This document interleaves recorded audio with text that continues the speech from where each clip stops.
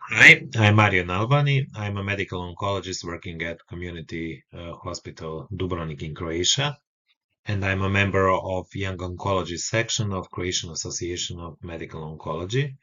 Today, I'll try to speak to you about news regarding breast cancer in the last year. This lecture was a part of breast cancer session at our yearly congress organized by Croatian Association of Medical Oncologists. What I try to do is to guide us through all the novelties and through the treatment algorithms and how can we implement all the novelties into our clinical practice. So I will first speak about some news regarding surgery and start with maybe one thought-provoking question. Are we approaching the end for an axillary lymph node dissection? Will the new generations of plastic surgeons know how to do proper dissection in 15 years' time? And why am I saying that? Because the indication for an axillary lymph node dissection is getting smaller and smaller. What we learned is for the patients who are clinically node negative and remained negative at the time of surgery, there is of course no indication for an axillary dissection. But we also learned that even if there are up to 2 positive sentinel lymph nodes, then there is not an indication for an axillary dissection. And why is that? Because nodal radiation can successfully replace axillary lymph node dissection. In Amaros and Otosa trial, nodal radiation provided the same rate of local regional control with half of the lymphedema, so much less toxicity and the same level of efficiency.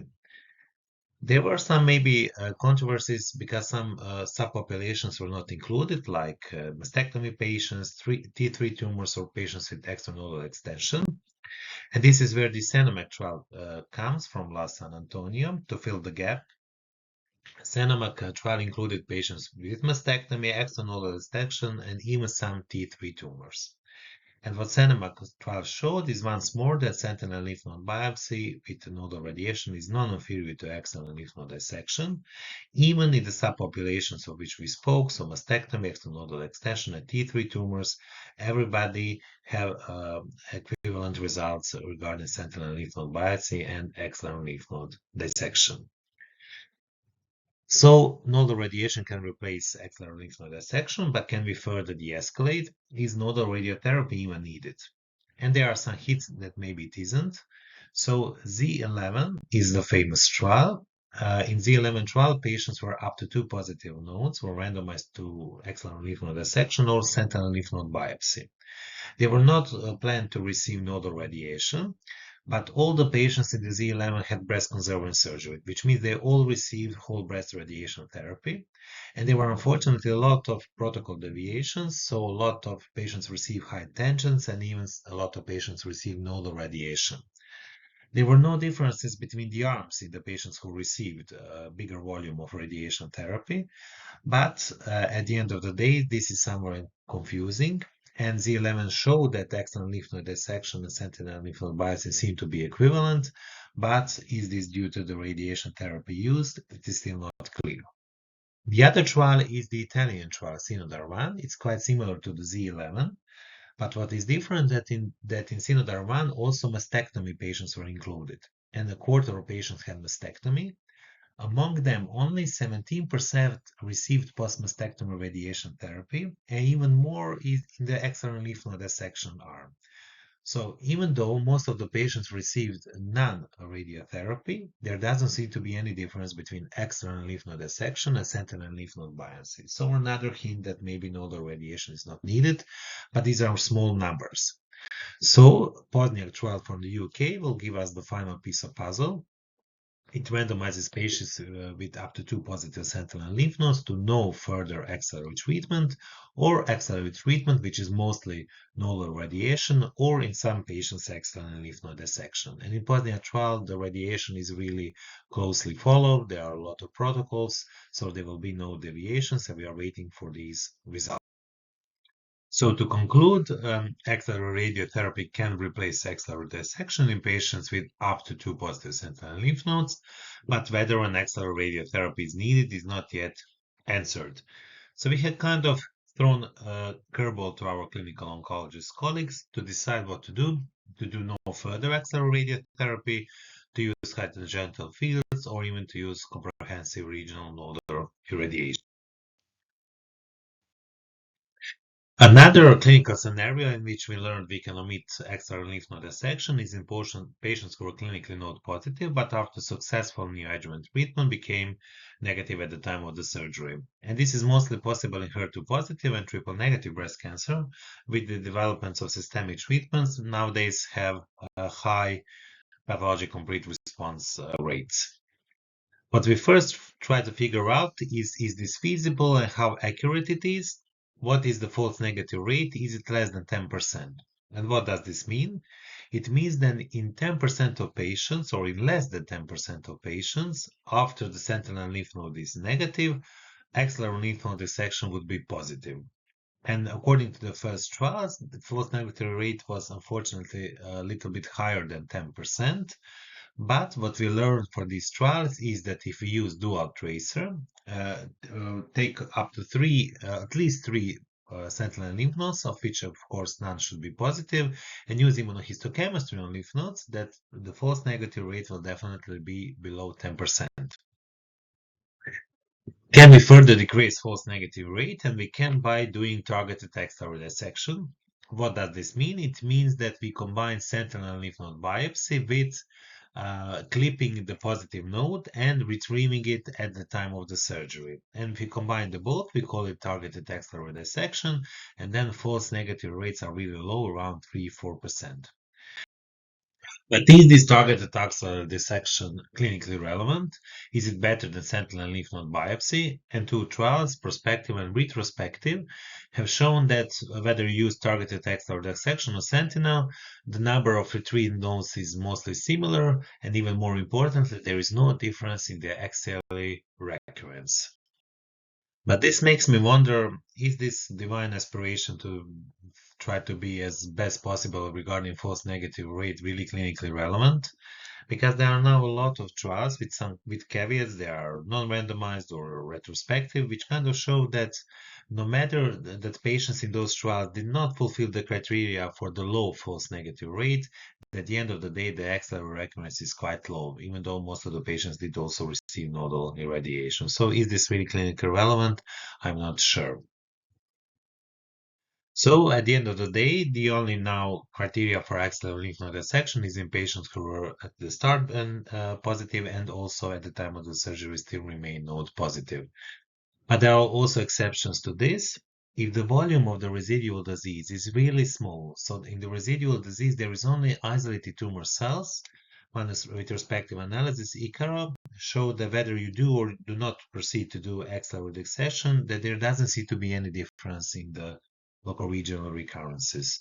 So maybe patients with residual isolated tumor cells do not need to go to axillary lymph node.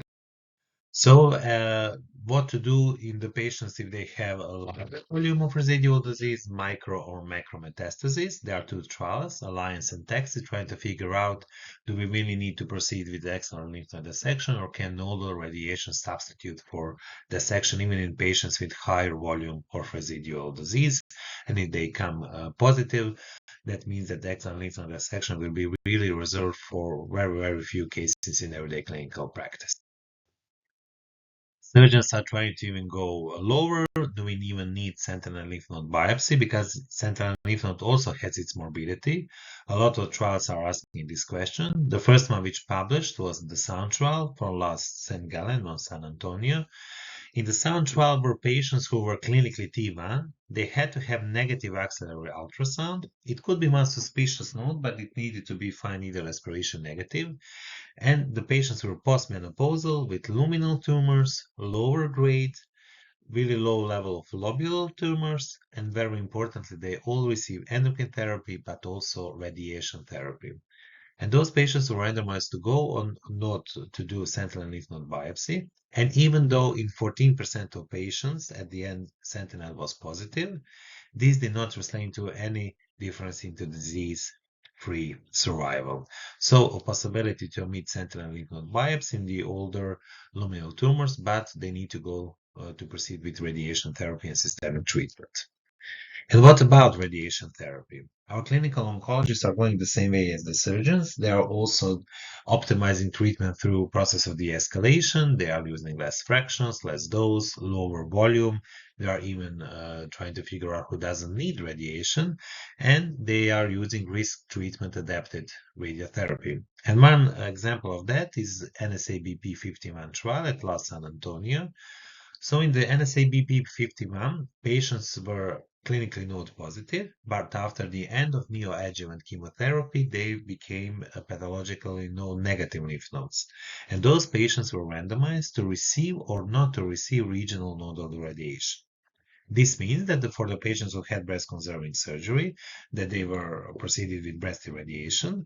But for patients who had mastectomy, this means that they received none radiation at all. I think it's important that both patients who did excellent lymph node dissection or sentinel were allowed, but at least 2 lymph nodes needed to be retrieved, and no bulky nodal disease was involved. So only clinically and one disease were included in this trial. After 5 years of follow-up, omitting regional nodal radiation did not seem to affect anything, so the results were the same. And of course, there was less toxicity in patients who did not receive regional nodal radiation. Just I would like to be maybe careful at some subpopulations. So in mastectomy patients, regional node, so they receive none radiation at all. Regional nodal radiation did seem to have a benefit of around 3%, which is a lot. People are, accepting chemo for this kind of difference. And also in luminal tumors and in patients with sentinel lymph node biopsy, a little bit higher of a benefit. These are subpopulations, but just to keep in. And when can we even try to avoid complete radiation therapy after breast conserving surgery? There are a lot of trials. They are quite similar. They included mostly patients, let's say, above 65 years of age, who were luminal tumors with better biology, grade 1, 2, good margins. And they were randomized to receive or not to receive radiation therapy. And what was shown that is when you omit radiation therapy, that the rate of logoregional recurrences increase, which is kind of understandable, from 1 to 2% to 10% at 10 years. But this does not affect overall survival. So maybe for a patient who, let's say, has less than 10 years to live, according to comorbidities or its own age, it's quite understandable to omit adjuvant radiation therapy. There are a lot of more trials trying to figure out maybe in some better ways who really doesn't need adjuvant radiation therapy, and we are eagerly waiting for those trials for some more fine tuning. So to try to conclude, both surgery and radiotherapy are successful in optimizing treatment and mainly through de-escalation, which is good. But the problem is that the trials are unfortunately discipline specific, so some questions remain. Can we omit both simultaneously, in example, sentinel lymph node biopsy and radiation therapy for older patients with luminal breast cancer patients? So it will be an individual decision in everyday clinical practice. And now on to systemic treatment. This is where I, of course, feel the most at home. And we'll start first with early luminal breast cancer. Of course, the mainstay of the adjuvant treatment is endocrine therapy, with the possibility of some more fine-tuning in the premenopausal women. And there are some calculators like Regan score, which I use a lot, which can help us in everyday practice. We also have the possibility to escalate in high-risk patients with olaparib and abemaciclib. I said, of course, the mainstay of the adjuvant treatment is endocrine therapy, but there are some dilemmas. For the patients who are ER low, and we know that from biological point of view, they are more triple negative like, does the adjuvant endocrine therapy have any benefit? And one really great and big analysis from American database showed that ER low is really rare, only 3% of patients. And among them, 58% received adjuvant endocrine therapy. And after adjusting for all the variables, it does seem that the adjuvant endocrine therapy has some benefit even in the ER low patients. So we need to be careful when speaking with the patients for omitting adjuvant endocrine therapy. To be honest, at the end of the day, I still mostly struggle with the decision who needs adjuvant chemotherapy. With the emergence of multi-gene tests, this decision has become somewhat easier, even though still unfortunately not reimbursed in Croatia, and probably the best data are for oncotype. And according to the Taylor-Ricks and the responder trial, we kind of know what to do. But there is a subpopulation of premenopausal node-positive patients for whom we will struggle, and we mostly recommend adjuvant chemotherapy. But there are some tips and tricks. What we learned at last ASCO is that for those patients who are perimenopausal, so had some spotting in the last year or don't have uterus for some reason, and you're not even sure how to classify them, we can measure their anti-Muller hormone level. It's a measurement of ovarian reserve, and it's really low in more than 50% of patients who are older than 50. And if they have low anti-Muller hormone level, maybe it's safe to omit chemo. This, of course, means they also need to have low oncotype. So low oncotype and low anti-Muller can be chemotherapy. In the rare situation when the patient has both an indication for olaparib and abemaciclib, what to do? There were some data that maybe CDKs work less favorable in patients who are BRCA positive, but that was in the metastatic setting. There are now nice data from the monarchy which show that abemaciclib works independently of the BRCA status in the adjuvant setting. So most of the opinion key leaders will probably suggest if the patient has indication for both medications, give olaparib and maybe sequentially give abemaciclib. But if the patient doesn't have an indication for olaparib and he is BRCA positive, we should definitely give him abemaciclib, give her abemaciclib. The most important trial is probably NATALY trial. It's an adjuvant CDK4 trial with ribociclib with some key differences with the monarchy. Ribociclib was given for 3 years and it used lower starting dose of 400 milligrams than in the metastatic setting. But definitely the biggest difference was much broader inclusion criteria, which included all node-positive patients and even node-negative patients if they were grade 3 or grade 2 with high key or high genomic risk. And what was shown at last ESMO, after almost 4 years of follow-up, that the addition of ribociclib, even in this broader population, does seem to work. And ribociclib increased IDFS by 5%. This benefit was independent of the staging and independent of the nodal status, with even kind of an acceptable number needed to treat patients. 3 years of commitment is a lot, so only 60% of patients finished 3 years. Thankfully, only 5% because of disease relapse stopped, and half of the patients stopped because of toxicity, which was mainly liver toxicity. So FDA, I think, already approved it. EMA will probably approve it. This will be a nice new option for our patients, although it will also be a big hit for our really busy everyday clinical practices. SMPC change, so we only need to do EKG first and 14th day of ribociclib. If everything is okay, then just as clinically indicated. So this will a little bit make our lives easier. Is there a role for immunotherapy in luminal breast cancers? And there are some data with the two trials, Pembro and Nivo.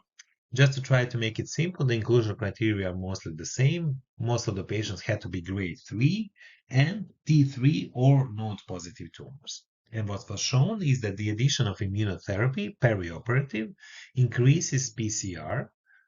What is different than in the triple-negative breast cancer is that this benefit seems to be dependent on the PDL. So higher the PDL, higher the benefit. And what we also learned is that lower the ER expression, higher the benefit. So the more the tumor is triple negative, like a grade 3 low ER, the higher is the benefit of immunotherapy. But we definitely need to wait for the longer event-free survival data. In the metastatic luminal breast cancer, of course, the mainstay of the first line are for most of the patients CDK4/6 inhibitors. In the battle of the 3 CDKs, they all had almost identical results regarding the primary endpoint of progression-free survival. But when it comes to overall survival, which was a secondary endpoint, there are differences. And ribociclib in 3 trials prolonged OS, Palbo failed, and we're really eagerly waiting for the last piece of puzzle, the data of the Abema and Monarch 3 trial. And they were shown at last San Antonio.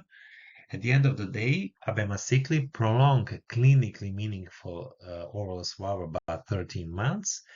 This did not reach statistical significance.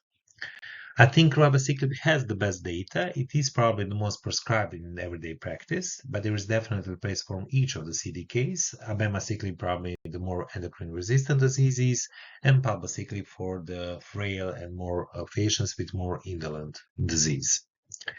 Can we do better in the first line? And we can. Inama 120 is a really interesting trial, but with really specific trial population. So those are patients who are endocrine resistant, which means they progress during or within 12 months of adjuvant endocrine therapy. They also needed to have PIK3CA mutation, which was mostly detected through circulating DNA. This means it was a bigger volume of disease, more visceral disease, more shredding, all in all, a high, aggressive subtype of population in this trial. And those patients were randomized to receive palbo and fulve or to add inavolisib. Inavolisib is kind of a new alpelisib, maybe more modern with less toxicity. And the triple therapy really had great results. It doubled the PFS and it more than doubled overall response rate. We are waiting for the US data. Of course, the triple therapy also brings toxicity. But the rate of grade 3 toxicity is probably lower than expected, with only 6% discontinuation rate, and the quality of life does not seem to be detrimental. So I think it was also recently approved by the FDA and definitely an option in the future, but for this specific trial population. What to do after CDKs? I think that's the biggest dilemma in clinical practice because there are so many options and we really need to be smart selectors. We need to get to know our enemy. What are the resistance of mechanisms and can they become predictive biomarkers? Is it the SR1 mutation? Is it the upregulation of crosstalk pathways? Or is it maybe loss of ER positivity? Probably the best way to find those mechanisms of resistance is through liquid biopsy. So we really need to work to incorporate liquid biopsy as a standard procedure after progression of CDK4/6 inhibitors. It is not perfect. It will not detect germline BRCA or loss of ER positivity, but it's the best we've got at this time. Also, what is important is how long was the patient on CDK4/6 inhibitor and what is the disease volume. Because what we learned in the last year is that the longer the patient is on the first line CDK4/6 inhibitor, the higher is the likelihood it will respond on further endocrine therapy. There's kind of an arbitrary decision that the patient should be at least 1 year on a CDK4/6 inhibition, and this is especially important for elacestrant. Disease volume is also important because even though these are patients who are both clinically and molecularly selected, there are still a lot of patients with primary progression. So if the patient has, for example, a lot of liver mets, can we risk this primary progression? So we need to take that also into consideration. And at the end, of course, our own experience with the medication, patient preferences, but comorbidities. Comorbidities are very important because blocking PIK3 pathway is really toxic. The most toxic is alpelisib, and we also need to be aware of the inclusion criteria for the trials. Elacestrant has definitely more favorable side effect profile. Why am I saying that? Because there are those double hitters, so patients who have both ESR1 and PIK3CA mutation. And what to do? First, we need to recognize that both of the medications work less in patients who have both mutations. So need to take that into consideration. And as I said, regarding toxicity profile, I would probably prefer elacestrant. Probably the best way would be to combine the two, but there are still no large data that we can use it. If there are no predictive biomarkers, we can always try to use fulvestrant with everolimus. There are some data that it kind of works after CDK4/6, but of course modestly. And what we are using too much in everyday clinical practice is CDK4/6 beyond progression. And I understand why we are using it because we are missing some other opportunities, but we are using it based on a really low level of evidence. There were 3 phase 2 trials, among which only one was positive, and it kind of suggested we should switch the CDK4/6. But now we have first trial, post-monarch. As I said, phase 3 trial, and in that trial, 2/3 of patients were on palbo, 1/3 on ribo, and after progression, they were randomized to receive fulvestrant or to fulvestrant and abema, so to switch the CDK4/6. And continuation of abema prolonged PFS, but by less than a month. And if any had any benefit, it were the patients who were switched from Palbo to Abema. So this is probably really not the way to go in everyday clinical practice. There are now in development specific CDK4/2, CDK4/9, even CDK4 inhibitors. So if we want to continue CDK inhibition, that is probably the way to go. At the end of the day, endocrine resistance happens and we need to switch to chemo. Probably the most prescribed is capecitabine, and after we can use ADCs, TDX in HER2-low, and sacituzumab govitecan. There is a new player on the ground, the topotecan deruxtecan. It was a tropion breast 1 trial, and the topotecan is kind of a mixture of the two. It attaches to TROP2 like sacituzumab, and its cytotoxic agent is deruxtecan. Was the biggest difference, it has a stable linker, so much less off-target toxicity. In tropion-breast-1, datopotamab prolonged PFS over chemo. It also increased the response rate, but unfortunately, it did not prolong overall survival, which was a primary co-endpoint. Regarding the safety, it really is a little bit different, much less myelotoxicity, but some specific adverse events like dry eye and mucositis and stomatitis, which are definitely bothering for our patients. So to be honest, I'm not really sure it will become a standard of care. More important trial is DESTINY-Breast06.